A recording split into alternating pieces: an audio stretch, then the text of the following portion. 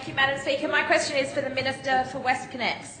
What is the Minister doing about the overwhelmingly foul leachate odour emanating from the WestConnex construction site in St Peters to protect the Member will be heard in silence while she's asking a question.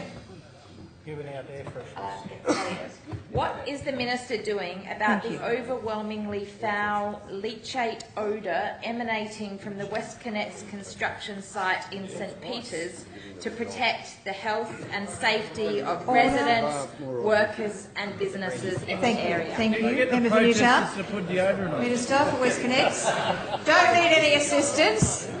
Thank you.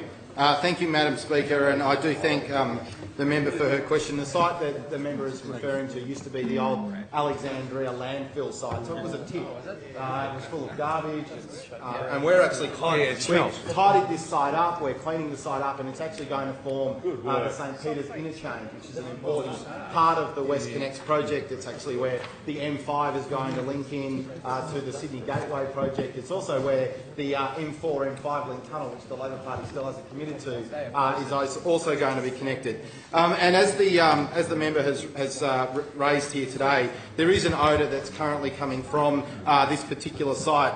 And I can say to the member that the Sydney Motorway Corporation and the contractor who's delivering this part of WestConnex, CDS, will be continuing to work very closely with the Environmental Protection Authority to manage the odour that's coming from the site. The EPA did release a statement this morning which has indicated that they believe that the odour has been created by the extremely heavy rainfall that's taken place in the last few weeks, and there's a high amount of leachate, which the member referred to in a question, and standing water that is in the landfill site.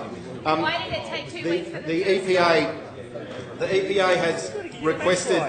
Madam Speaker, the EPA had requested Fire and Rescue New South Wales to undertake testing on the site on Tuesday night, and the EPA has since said that under that testing has taken place, that no detectable levels of methane or hydrogen sulphide were found. So I think that's a particularly important piece of information for the member. The EPA has also confirmed that the odour does not propose a...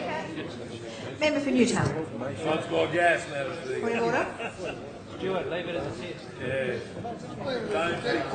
Thank you, Madam Speaker. It's a point of order 129 relevance. I asked what the Minister was doing. If we're going to have a Minister for WestConnex, what is the Minister doing? I think it's being relevant to the question that you asked, though. Member for Newtown, you have to accept that. Minister has the call. Thank you, Madam Speaker. The EPA has confirmed that the odour doesn't pose a risk to human health or the environment in their media release that they issued today. In fact, I can quote the EPA Regional Director, Metropolitan Gazelle Howard, confirms in the statement that very heavy rainfall over the recent weeks was the most likely trigger for the smell. The statement continues on saying, and I quote again, that rain has pushed water through the landfill and is resulting in liquid that has flowed into the on-site dam, and the smell mainly occurs because the dam doesn't currently have enough oxygen circulating through it. The EPA has issued what's called a prevention notice to the CPB contractors, which requires them to take immediate action to minimise the odours going beyond the work site and ensure local residents are no longer impacted. Sydney Motorway Corporation is also implementing a number of measures in response to what's taken place since the rainfall. They've engaged additional pumps to remove water to the leachate treatment plant within the site. They're applying an odour suppressing foam every morning and afternoon since last Friday and will continue to do so. They're monitoring to confirm that any gases within the site are maintained at stealth levels, and I'd also direct the members back to the EPA statement that I referred to today. And I would also say to all members in the House that whilst we currently have good weather, we are still forecasting over the next couple of weeks further rainfall. This obviously will, given the EPA's understanding that this odour is largely being created by water that has come from the heavy rain that we've had, might make it difficult to deal with this issue. But as I indicated earlier, we've undertaken a number of measures like the foams, the pumps that we've put in place to make this work a little bit better. I did say in my earlier answer around the question from the member for Summerhill that we are building the largest infrastructure project in Australia at the moment. There is going to be some disruption, and weather is going to impact this project a number of times not just on this instance but also into the future. One of the things that we've got set up is our capacity to work very, very closely with organisations across government, particularly independent organisations like the EPA, to make sure when an incident like this happens, we're able to respond as quickly as possible, which is what we've done at this stage.